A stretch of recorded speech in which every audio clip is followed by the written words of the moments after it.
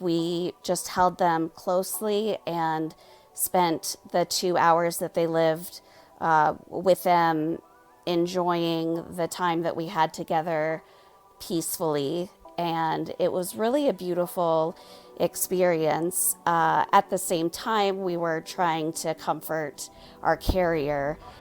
Hello and welcome to the Global Travel Channel podcast show. I'm your host, Mark Philpott, and if you are a regular listener to the show, welcome back. It's fantastic to have you here. If you're a newbie, welcome. It's great to have you on board.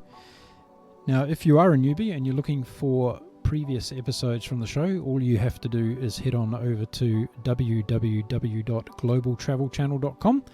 And there you will find all of our previous episodes, some fantastic stories of people traveling around the world from all sorts of different backgrounds, adventure travelers, solo travelers, couples doing things together, and people even traveling on business for all sorts of different reasons.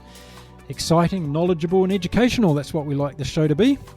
But above all else, it's inspirational, and today I don't think I've had a more inspirational guest. I don't usually give out warnings before my show, but today you might just consider having a box of tissues handy beside you, because Jessica, welcome to the show. Thank you so much. I don't think I've done a show yet that has really glad to have you here, because we've been trying to make this happen for a little while. Without giving away too much and without delaying, I'm honoured to have you on the show. Let's get over to meet my guest today. Now, whereabouts in the world are you chatting to us from? I am currently located in Missoula, Montana. We moved here about 3 years ago from the San Francisco Bay Area. Oh, that's a beautiful part of the world, Montana. You're in the hub of the Five Valleys. Yes, absolutely. It's stunning here. I think it's a underrated part of the United States is Montana. I think that if people actually put it on their tourist itinerary list, they'll be absolutely surprised and thrilled by the incredible scenery in that state. I have to agree with you. I was actually shocked at the beauty of it. I mean, we had visited here before, but it wasn't until we moved here that I really got to experience the true beauty of it. What do you love about it so much? I love how friendly everybody is. I love that there are 4 seasons. We're currently, though, experiencing somewhat of spring-like weather right now, which I'm not used to. But the mountains are still full with snow, and it's absolutely stunning. I love how many outdoor activities there are to do, regardless of if it's warm out or cold out. And it's a very family-friendly state. Is it a state that's having an increasing population? Like, are a lot of people moving there at the moment? They are definitely moving here, and I think that that's the one thing about Montana that I'm learning is they don't necessarily love having people move here from other states. What I'm trying to show people is we are leaving our previous states to come here because it's so beautiful. We're not trying to impose where we lived before onto Montana. Yeah, that's a good thing. Although you did live in the Bay Area, which is a beautiful part of the world. Did you enjoy living there? I did. I was born and raised in San Francisco and lived my adult life in Oakland and in Napa Valley. It was extremely beautiful. However, it was super expensive to live. A lot of people that work in hospitality can't necessarily afford to live there. And, you know, it's wonderful being a part of a place that everyone loves to come visit. But for the locals that live there, it was definitely challenging. And we didn't find it to be super family friendly, which is what we were looking for. Unfortunately, it's a growing trend around the world where all these wonderful places to live are becoming that pricey that people are having to move out. Just like you've mentioned, it's a very unfortunate thing. Yes, definitely. What did you love about the Bay Area in terms of the things to do in and around that area? Because there's so much diversity when it comes to activities and things that you can do in San Francisco, isn't there? Yes, absolutely. I would say one of the things that I loved the most was how accessible it was to other parts. So for example, if you lived in San Francisco, it would take you an hour to get to Napa Valley, just a couple hours to get to Lake Tahoe. less than an hour to get to the beach. And so whatever you were looking for, it was all around you. It was very accessible. One of the other things that I truly still to this day miss about the Bay Area is the diversity, both the cultural diversity and also uh, the food that's there. Food is a huge part of my life and my story with my husband. And I really enjoyed being able to shop at different types of stores, different ethnic markets, and also having a variety of foods that we can eat that were so accessible to us. Yeah, we're going to get into that in a little bit of detail a little bit later in the show, but I can imagine, because having been there, the Napa and Sonoma areas of the Bay Area, some of the food available around there is just exquisite. Yes, absolutely. It's definitely molded to who I am today. Brilliant. Now, podcasts, is this the first time you've done a podcast as a guest? It is, yes. How exciting is that? Were How you a am I bit doing nervous? so far? You're doing brilliant, and that's why I asked, because I thought, hang on, you're a seasoned pro at this. You've been doing this all your life, but this is your first time on a podcast show. Yes, absolutely. Do you listen to podcasts? I do. Well, I listened to yours, of course. That was, Well, thank you. I was excited when you had asked if you had any special, or if you were looking for some special guests. And I was excited when I messaged you and you said yes. I recently was taking a class from somebody else that was on one of your podcasts. That's how I first learned about you. Oh, fantastic. That must have been Sahara Rose DeVore, was it? Yes, absolutely. Another fantastic guest. Look, all of my guests are fantastic, and it goes to show that I think everybody has a story to share that someone else is interested in. And I think the wonderful thing I love about podcasts is it actually gives us a platform where we can actually sit down, put a set of headphones on, and just get immersed in someone else's story. And I love that. I agree. I think that you learn so much from people, and being able to have a podcast, it doesn't matter what part of the world that you're in, as long as you have, a computer, a microphone, Wi-Fi, that's really all that you need. And I really appreciate that you can talk to different backgrounds and careers. I mean, all of course related to travel, but it's really such a unique thing that we can do nowadays. I remember, growing up, we didn't have anything like this. And so to be a part of this right now is incredible. Yeah, I absolutely want to honour those words as well, because I think we live in an exciting time where I can sit here on one side of the world in my sailboat and I can talk to you over there in Montana, and we can have this great conversation about the things that we're passionate about. Yes, absolutely. Now, if you listen to my shows, you'll know that I offer my guests the opportunity to dedicate the show that they're on to someone special in their life. So who would you like to dedicate your show to today? Today, I would like to dedicate the show to my twin boys, Ben and Jack. They have molded me to become the mother and entrepreneur and wife that I am today. And I couldn't be here without having experienced them as my children. Now, we're going to talk about that, because what I find fascinating about my show the most is that while it is a travel show and all of my guests have incredible travel experiences, there's also another element to my show that I love, and that is the inspirational element that comes out of my guests' personal stories. And your story today, I'm sure, is going to move many, many people. And yes, we're going to talk to you about your travel agency and your culinary enthusiasm and your luxury travel expertise, but there's a lot more to Jessica Hanaghan than those things, and I think it's important for the listeners on my show to actually understand that. So I want you to know personally why I actually invited you on the show today. I wanted to talk to you about travel, but I also wanted to provide you with a platform and an opportunity to share with my listeners across the world, and we have listeners in over 90 countries now across the world, about how to bounce back in life after such a tragic loss. Because I think in terms of travel gives us so much, but there are things that happen at home every day in our lives that test us and challenge us and change us as human beings. And you've been through something extraordinary. So before we start talking about wandering spoons and all the travel related things. In 2006, you were confronted with a huge change in your life. Can you tell us about that? Yes, absolutely.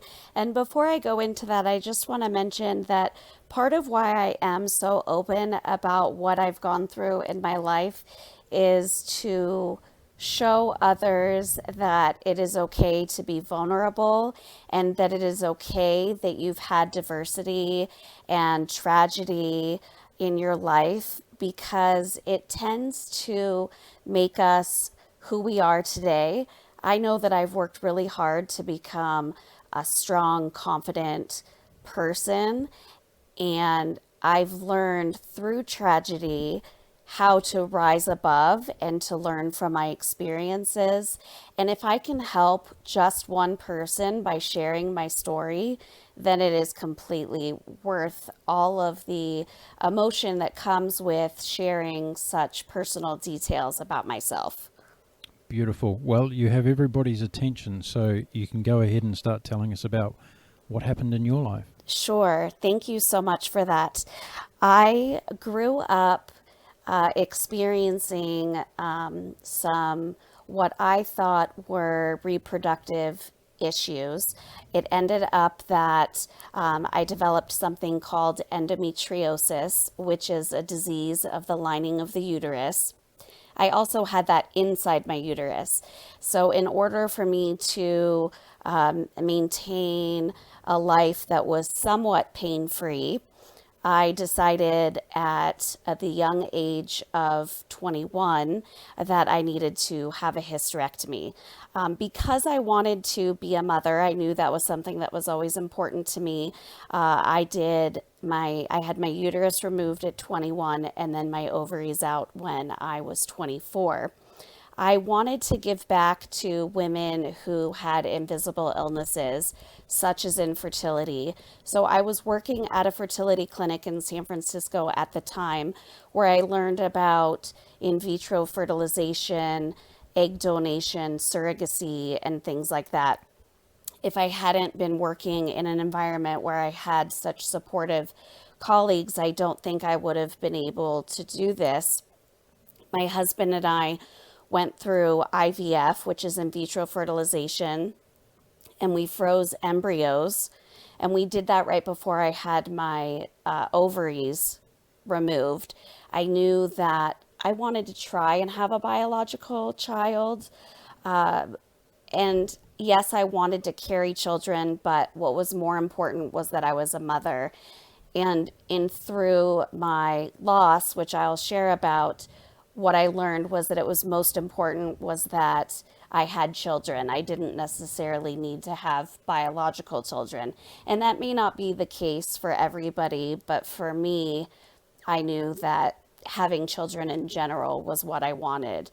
Mm. So my husband and I went through in vitro fertilization and we froze all of our embryos because I was not healthy enough at the time to have children.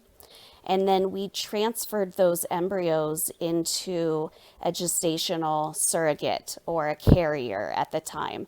So this person had no biological connection to the children. They were simply the oven, so to speak, for the Mm. bun.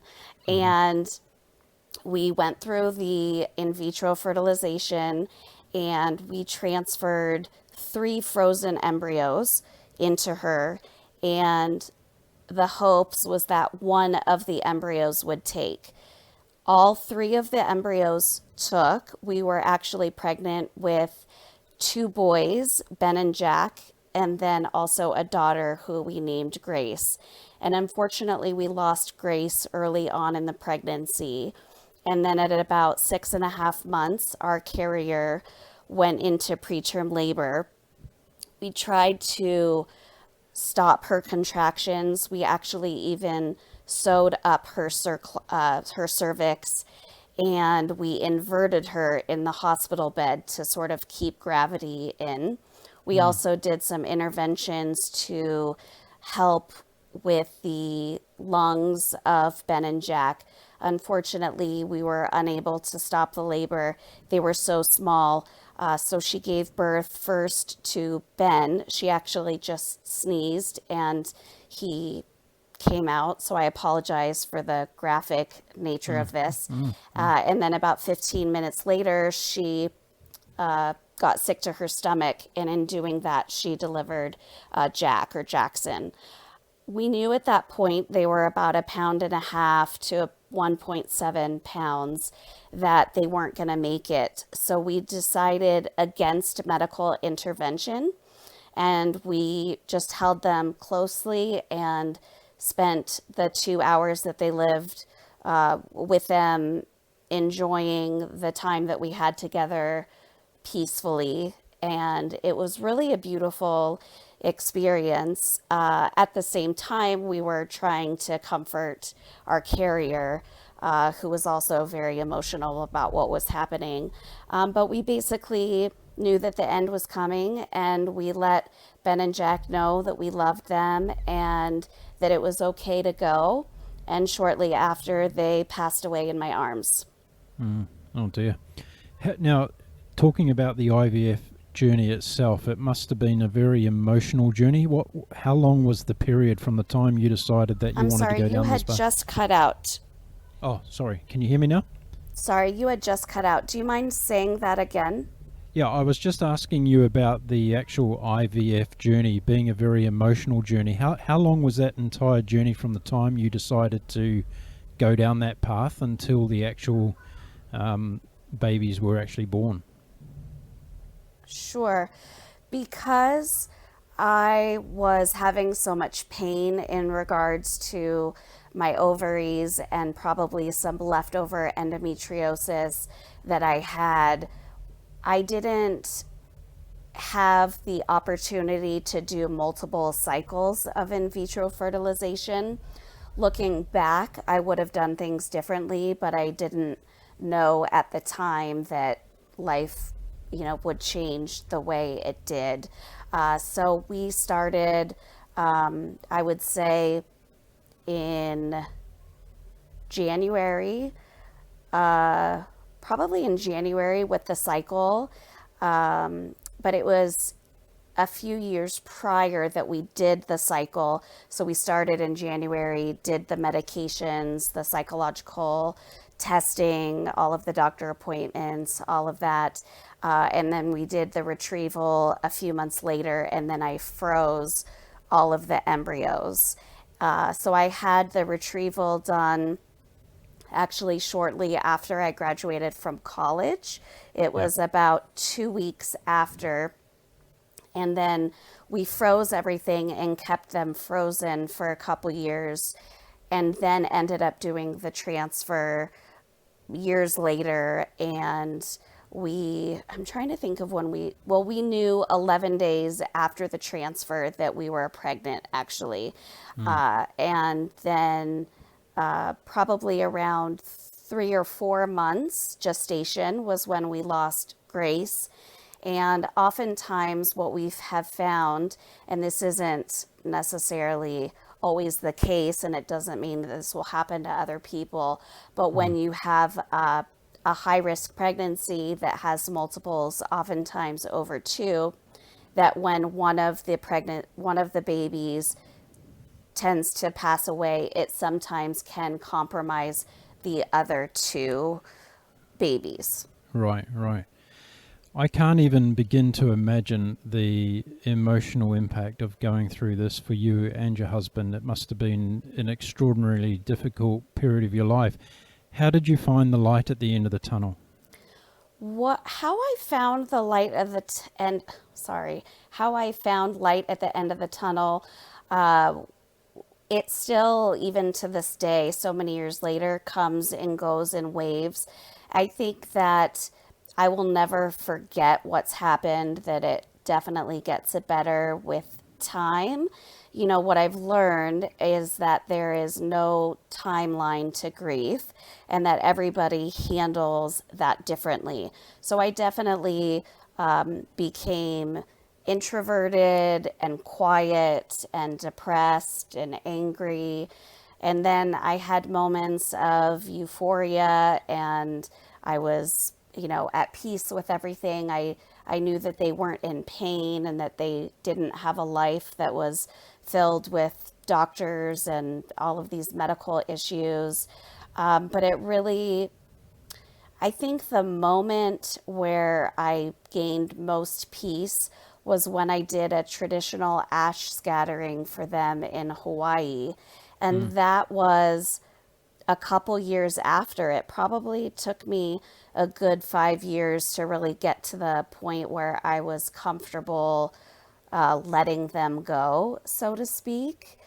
And also, there were some great support groups that I had joined.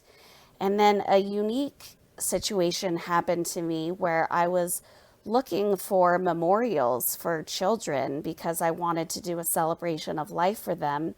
And I couldn't really find anything. And so I studied about becoming a life cycle celebrant and learned how to officiate memorials and divorce parties and adoption parties and coming out parties and really any experience that, somebody was wanting to celebrate for, but that was maybe a little bit more unique.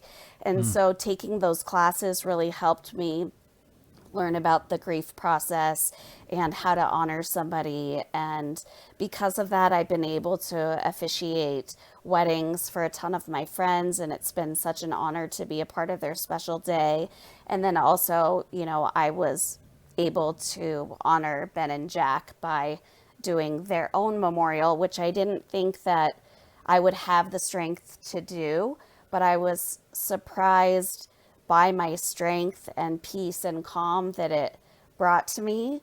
And that really showed me that I was much stronger to handle things than I thought I was ever capable of doing. You were living in San Francisco at the time of this tragedy. Why did you choose Hawaii as the place for the ceremony? I was fortunate enough to go to Hawaii every year with my family. It was myself, my sister, my parents, my grandparents, all of my cousins. We did this every year. And it was really such a beautiful, special place to me. I've always been more on the spiritual side than the religious side, and it just seemed like a perfect place for me to do that. So, what I actually did was I did a memorial in Napa Valley at one of my favorite restaurants. We rented out the patio, it had an outdoor fire, it was beautiful. And then on my own, I ended up going to Hawaii and doing a traditional ash scattering where we had somebody officiate. They blew the conch shell, we paddled out. So I actually shipped their ashes ahead of time, which I was extremely nervous about doing. But I also had some of their ashes on me as well in case something were to happen. So, in addition to the traditional ash scattering in Hawaii, I also have spread their ashes. The San Francisco, we took a boat out and spread their ashes where my grandparents' ashes have also been spread. And then I spread their ashes in different places that were important to me or that I've loved. So they're in little bits and pieces all over the world. But most, one of my favorite places I would say is in Hawaii. And I have I don't know what they're called, but I know exactly on the beach where we went out, and so I can go back to that exact spot. Yeah, beautiful. Look, I think that you're highlighting something that's so beautiful and touching with an aspect of travel that I haven't talked about on the show before. And people travel for all kinds of reasons in life. And when we see somebody at a particular destination and they might have a different accent to you and I, we don't really know the reasons why they're there. And in your case, when you're in Hawaii at that time, probably no one around you at all other than those closest to you knew exactly why you were there, going through the experience you were and traveling away from home. So I think that really highlights not only another reason why we travel, but how traveling in time of grief can actually be a beautiful thing for us if we find a place that we can connect with like you did with Hawaii. Absolutely. I think traveling has so many benefits to our health, to our emotional health, to learning about other cultures, races, socioeconomic status. It also, we can learn through eating different foods about that culture. And it's true, we don't know why people are traveling. And it was a way for me to also give back to the islands in Hawaii, and I always volunteer there. I do fundraisers and donate money to different causes there. But really, it is amazing because everybody travels, whether it's by train, by bus, by airplane, by cruise ship, even if it's for business or, unfortunately, deaths happen, and a lot of people do travel to be with family if they've moved away. And it really is something that I don't think people necessarily realize with travel. They think, oh, it's so expensive, I can't afford to do this. Or they think, traveling entails, going to another country. When in reality, we have so many places at our fingertips that we can travel to, even within our own towns and countries that are so beautiful. And so, what I try to do is educate people just on how great travel is in general, and that you don't really have to go far to travel at all. Yeah, that's exactly right. And I'm going to share a little ritual with you that I used to do when I travelled a lot. And I was travelling around the world every day, and I made sure that when I sat on the aircraft and got somebody sitting next to me, I would make sure that I asked them what was the reason for their travel today. And unfortunately, a lot of the time people said that they were going to visit somebody who was very ill, or somebody who had in fact passed away, and comfort another family member. It was quite a frequent feedback that I got when I asked that particular question. So it did bring to mind then that, when you're on a plane and you might be a bit grumpy and tired, or you're not happy with the leg room, the person next to you could be going through something a lot worse that we need to be probably a little bit more understanding and respectful of.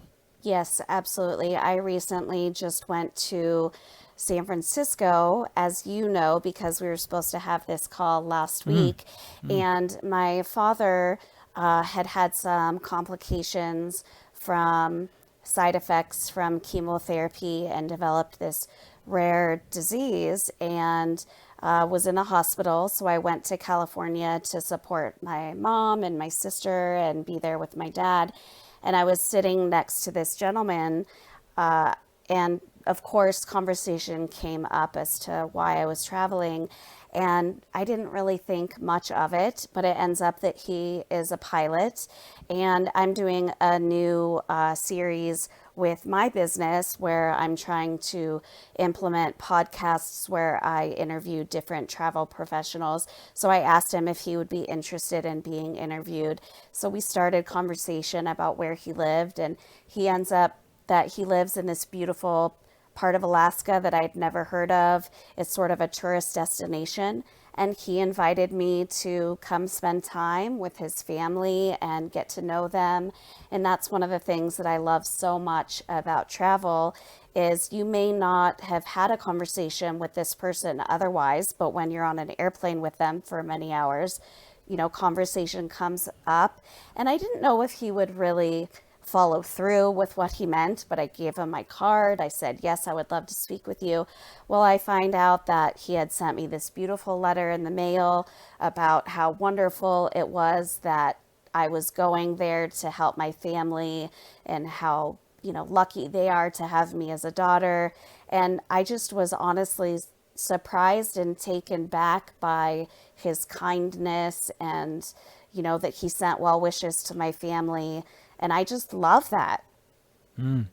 I do too, and it just makes me sit here and wonder, all the people listening to the show today, have you had experiences like that? Have you been somebody that's actually comforted someone on a flight or a train trip or a bus journey before when you've been traveling?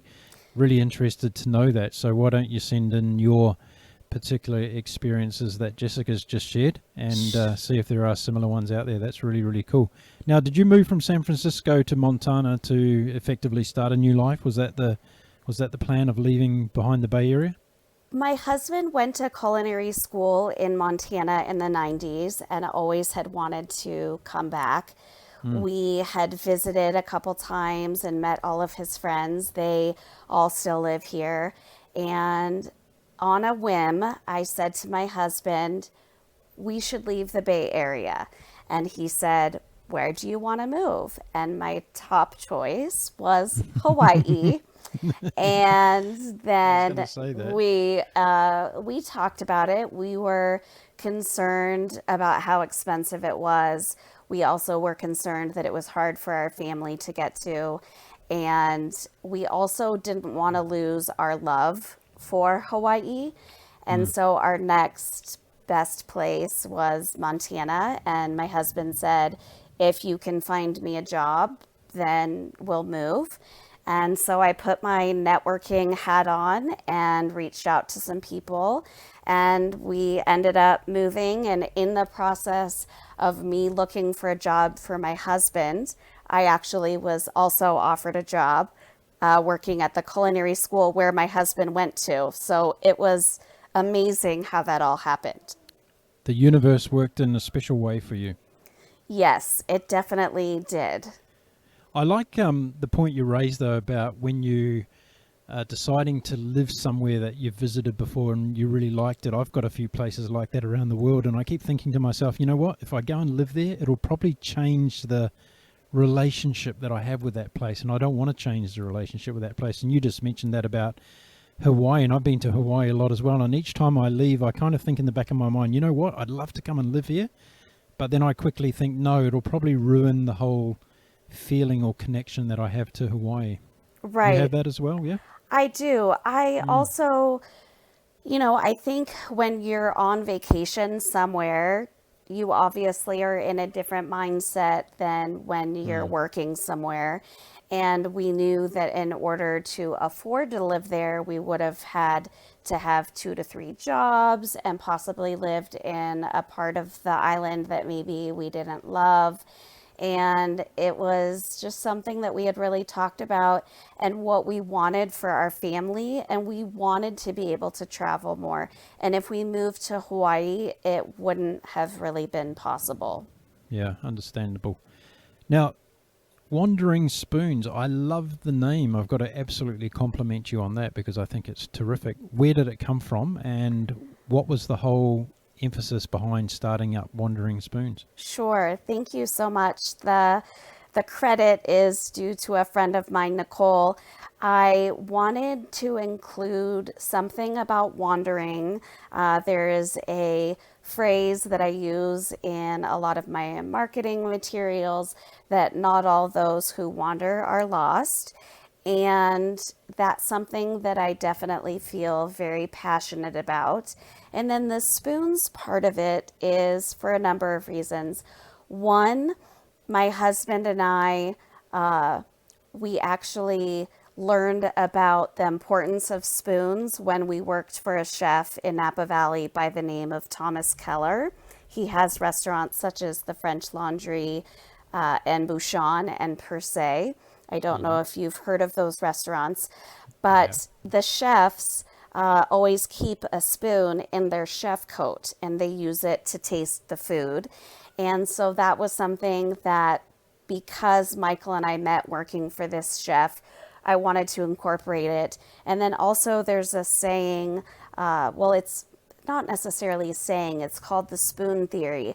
And it's a story about living with invisible illnesses and how everybody starts with a certain number of spoons every morning, and each activity takes a spoon. So for somebody who's healthy, they get up and they go to work, and that takes a spoon, and they go to the gym, and that's another spoon, and maybe cooking dinner takes another spoon.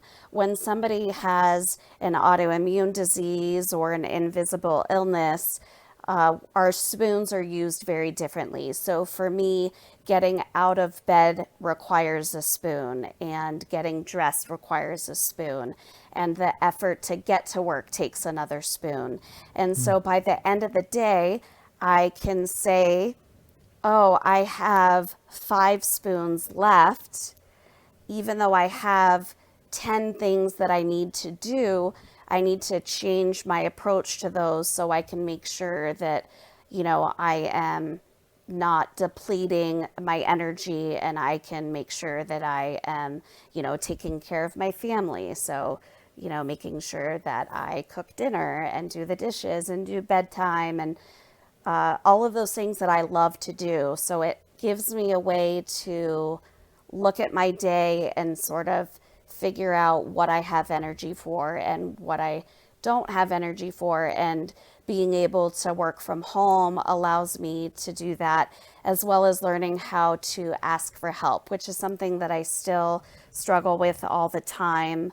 I'm always one to help other people, but when it comes to myself, it's something that I struggle with. So I'm working very hard to do that. And so, because my husband and I met working for a chef and we love food, it just seemed like a great name.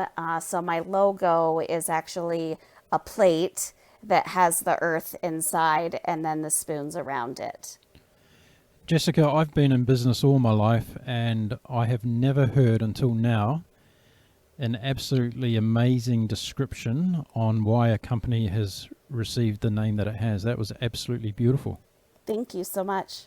There's a lot of thought gone into that, and it comes across with not only the name, but also the energy that you distribute when you talk about the passion behind your business. So there's no doubt in this world that your business is going to be extremely successful. But tell us about getting going at Wandering Spoons. What were your first main focuses as a business? Sure. I definitely have changed my focus as I have developed more. I originally started as a travel agent and was planning everything for everybody. I learned that for me, it was better to have a couple smaller focuses that I can do.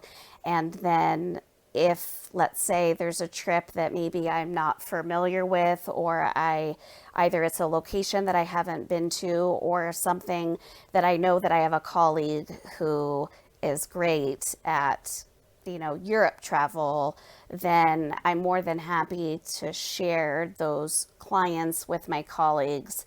We are all independent business owners, but we work for a host travel agency. So we get the benefits of being with a large travel agency, but then we have the ability to run our business the way we see fit. So we have some people that just do group cruises, or some people that just do Disney travel.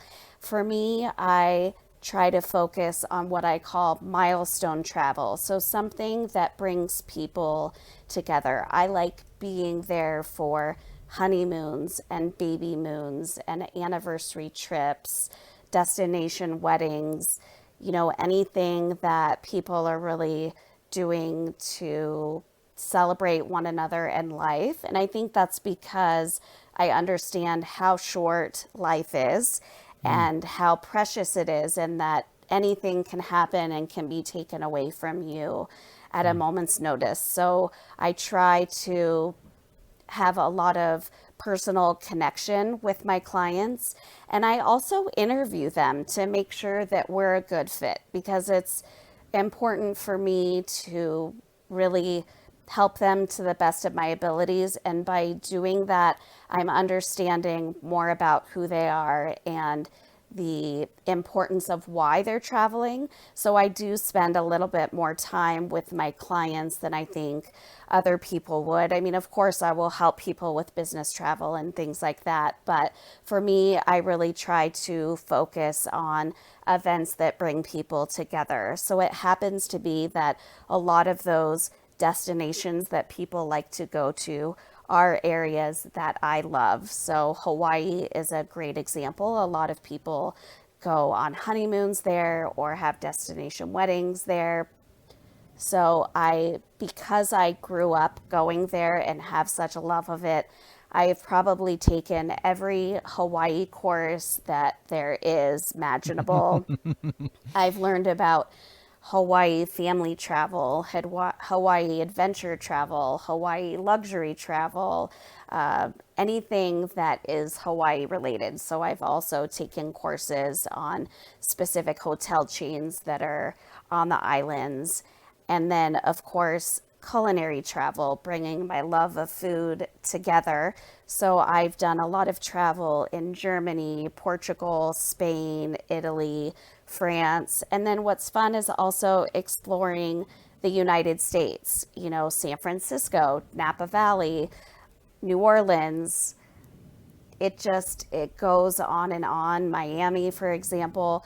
It wasn't really until I was working for Chef Thomas Keller, when I was in the office working with reservations, doing concierge work and doing event planning, that I understood that people actually save money, sometimes their entire life, to be able to fly to his restaurants to try his food. And it really made me think, wow, this is something that would be incredible to be a part of. When I was working on the phone in reservations, some people would say, oh gosh, Jessica, you're a reservationist. That's not a great job. Well, I was the first introduction into their dining experience. And I had the ability to make or break their experience. If I was rude when I answered the phone, or not excited about an anniversary or a birthday that they were celebrating, you know, it could really positively affect their experience, or it could taint their experience. And I took that very seriously. So that's something that I work on doing with all of my clients now. Let's go back to Hawaii for a minute, because I've got a special connection with Hawaii. And as you and I know, and many of our listeners know, that Hawaii is not just about Honolulu. There's a lot more to Hawaii than Honolulu.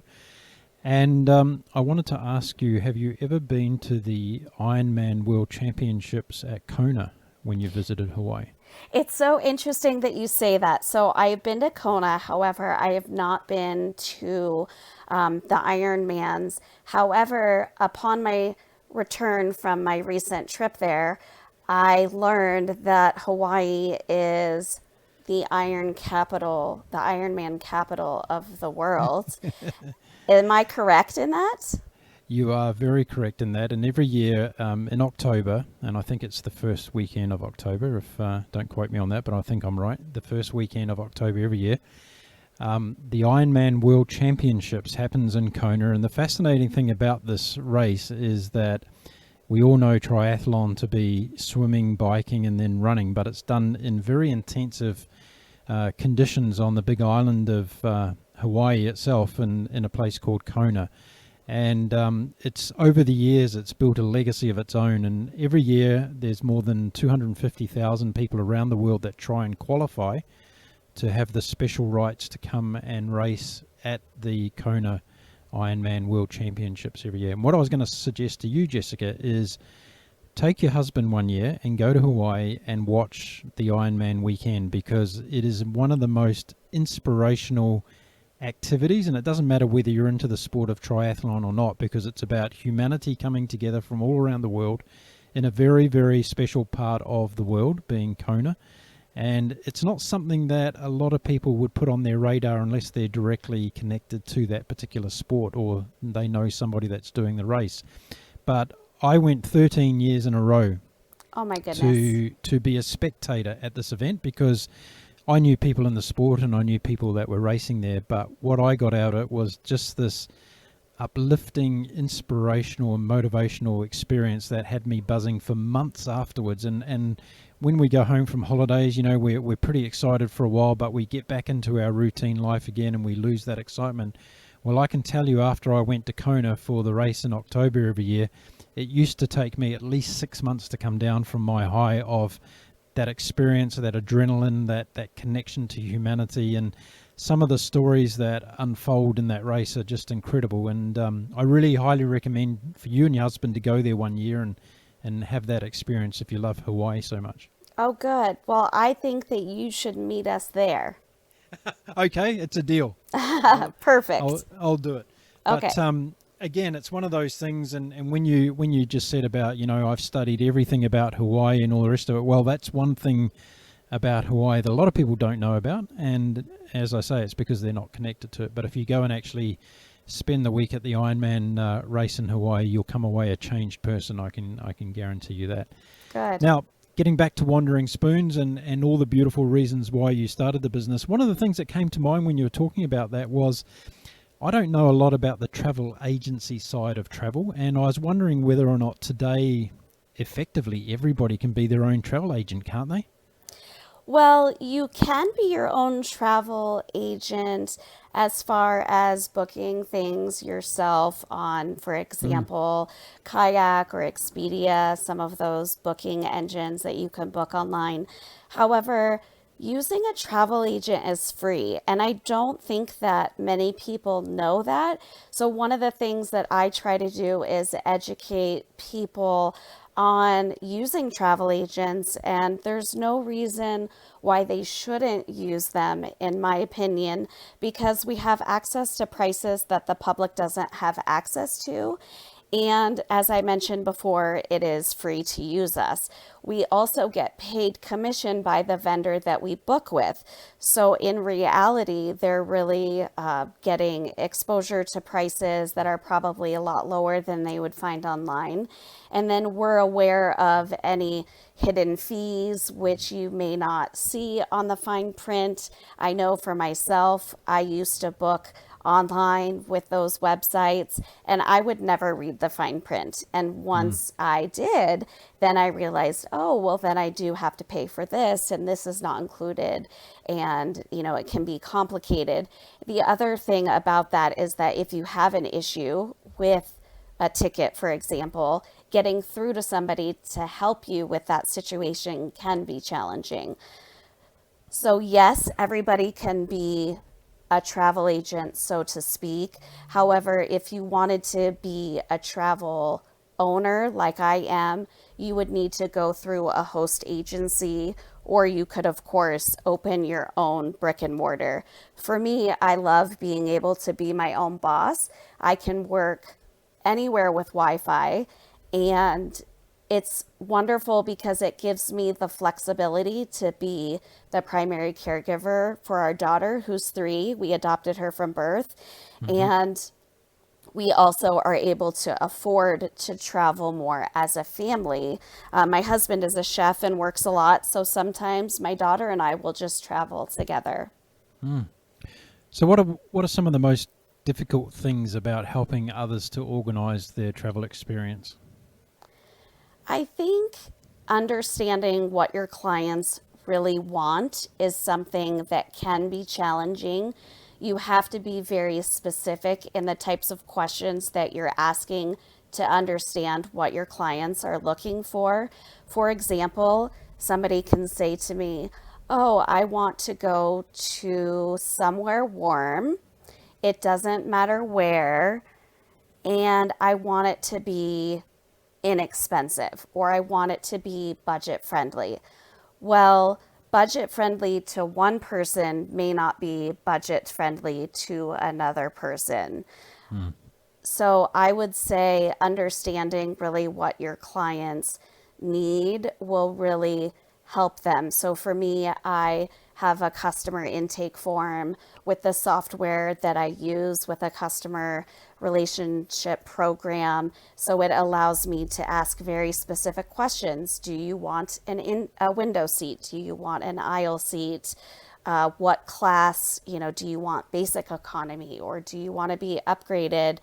And exactly give me examples of what you're looking for and perhaps even give a dollar range that they're looking for. And then I can give them multiple options. I can say, this is a trip within your budget. This is a trip that is below budget, and this maybe I'll give them a slightly more expensive so they can compare and make that decision for themselves. And also, what's romantic to one person may not be romantic to another. Have you seen the destinations that people want to go to change over the period of time since you started Wandering Spoons? Are we starting to see more kind of off the beaten track destinations coming up in people's desires to travel to? Yes, absolutely. I am finding, and maybe they're not necessarily more, well, I do have a client that is very interested in going to Antarctica, which is somewhat of a unique destination. There are more people who are wanting to go to Iceland, for example, to see the northern lights. More people are wanting outdoor adventure trips, so maybe going to Alaska, or I'm trying to think of some other places. A lot of people are wanting to go to Bali, which for me, at first, I thought, gosh, it takes so long to get there. I myself have never been, but I had a client that just returned, and it was one of the most amazing experiences for him. So I would say, people are definitely looking more outside the box. So it's not necessarily just Mexico or just a cruise. They're doing adventure travel, backpacking travel, glamping travel, living, I'm trying to think. I was just reading about a hotel that you can see inside the Great Barrier Reef, which I'm sure you're familiar with, correct? Yeah, right. Yes. There's lots of those alternative stay destinations now where you can actually, I guess, be amongst nature and be much closer to the activities that you want to do as well. Yes, and another area that I am really excited to learn more about is sustainable tourism, ecotourism, and also incorporating social philanthropy into tourism. I find that there are many reasons that people travel, but I've become more familiar with people who are traveling specifically just to do philanthropy and volunteer work.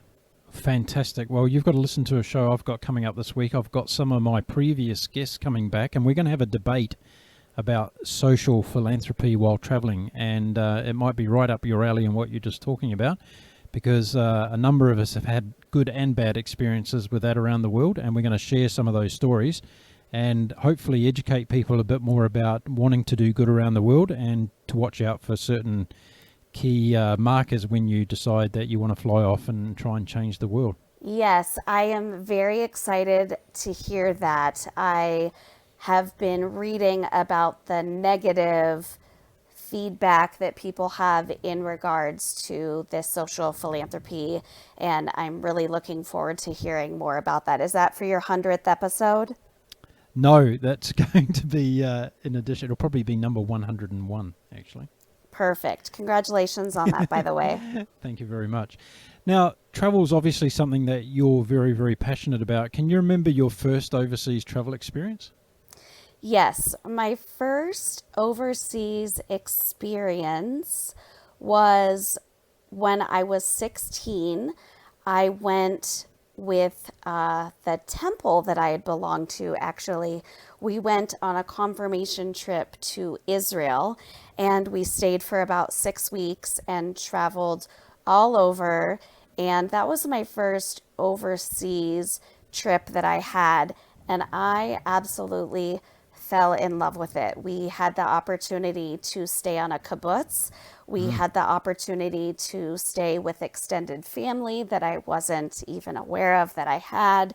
When you're in their house and they're walking around carrying their rifles, and, I don't know the exact number of the gun or what it was, and I apologize if it's not a rifle, but living around areas that for safety purposes, it was such a unique experience where there are so many cultures, and it brought everyone from around the world to this place. It really changed my view on traveling and why it has so many positive benefits for everybody. Since that first trip, you've traveled to many other locations around the world. How do you think those travel experiences has changed your view on the world itself? I think that it's made me more open-minded. I've become less judgmental. I don't make assumptions about anybody anymore. I have learned about different cultures, different socioeconomic status of families. I've learned, gosh, I've learned so much about my inner strength. You know, it would have never occurred to me previously to go on a trip by myself because I was worried that I wouldn't be able to meet people or that I would be lonely. And it's one of my most favorite things. I never thought that I would enjoy eating at a restaurant by myself. Traveling abroad or even just domestically has taught me that I have more strength and confidence in myself than I was ever aware of. I am only 5 feet tall, and I surprise people when they meet me because I have a firm handshake. I carry myself tall, and that's because I've learned, I don't want to become a target when I'm traveling. So I've also learned to be smarter about how I carry myself, and, I don't want to draw attention to myself, perhaps in certain places. And it's reduced my stress because I am more relaxed and calm.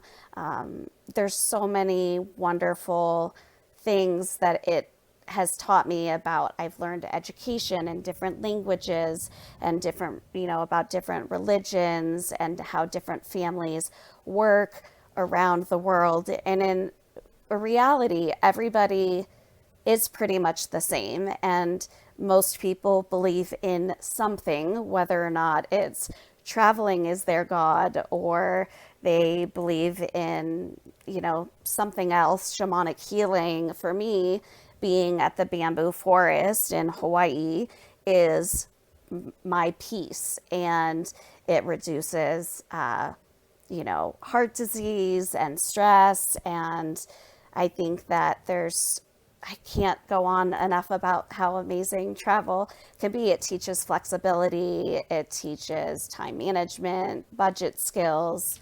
I could go on and on. Well, you certainly pack a lot into 5 feet tall, that's for sure, Jessica. So you've got no problems, there. Now, Wandering Spoons, the vision is clear. What are the goals in the next 5 years with your business, Wandering Spoons?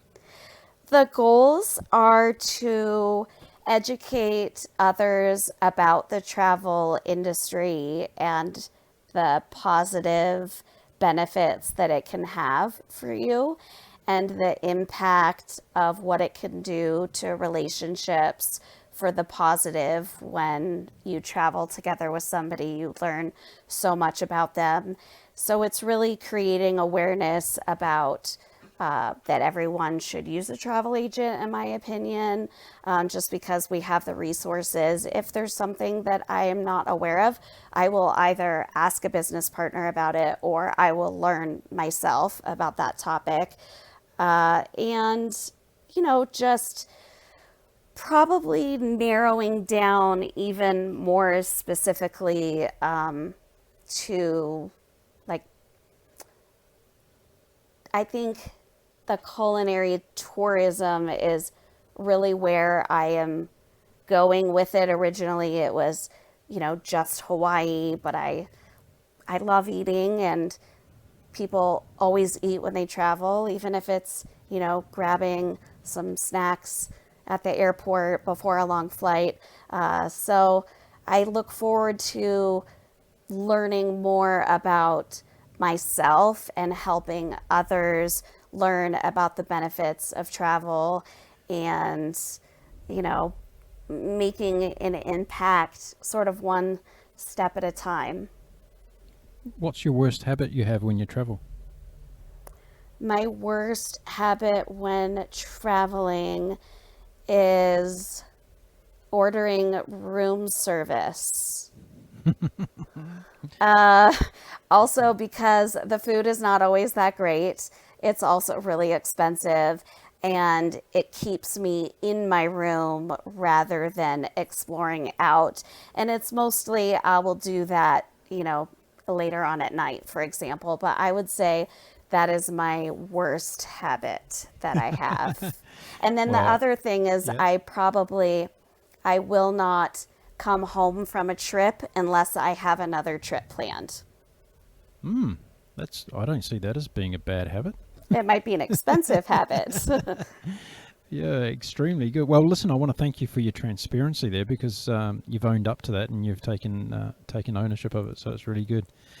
Jessica, we've rushed through our time today, which is incredible because you're such an interesting person to talk to, and your story is absolutely amazing. And I'm sure that everybody that's been listening today has been inspired by you, as I have. And all I'm going to say is I'm going to invite you back on the show again. We need to talk more about your amazing travel experiences. Would you like to come back sometime? Absolutely. I would love that. Thank you so much. So a couple of things I want to say before we say goodbye to each other. First one is, have you enjoyed your first podcast experience as a guest? It was amazing. I think I want to start doing this more often and create my own that's inspired by you. Well, you should do. And if you need any help with setting up technically and all the rest of it, drop me a note and I'll happily help you out with all that, because it's a bit of a minefield to get going. But once you're up and running, I'm sure you'll be absolutely fantastic. Wonderful. Thank you so much. I'd be honored to have you as my first guest.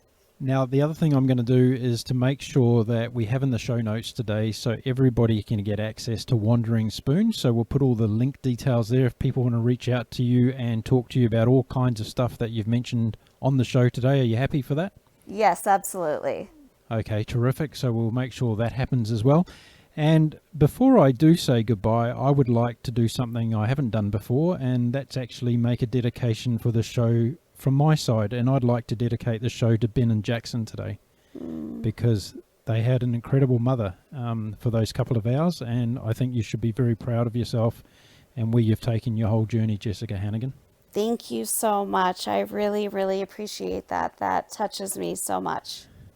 So on that note, I'm going to wish you a very happy weekend ahead. Thank you for coming on my show, and we are going to talk again, Jessica Hanaghan. Sounds wonderful. Thank you so much, Mark.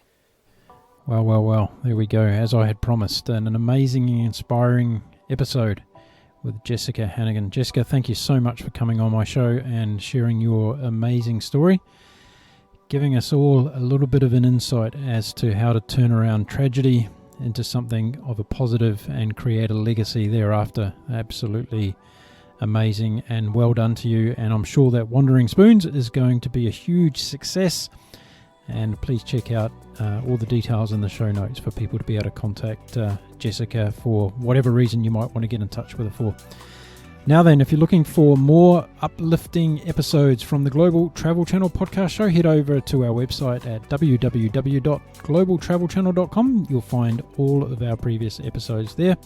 You can download them easily from places like Apple iTunes from the podcast section, from Spotify, Stitcher, iHeartRadio, Google Play, even from our Patreon page. So head over and check out our Patreon page. Lots of benefits there for people who want to sign up and support us for being a Patreon. Okay, well, that's it for this particular episode. I'm looking forward to coming back and doing the next one with you all. And until then, my name is Mark Philpott, and I wish you all a very happy and safe bon voyage.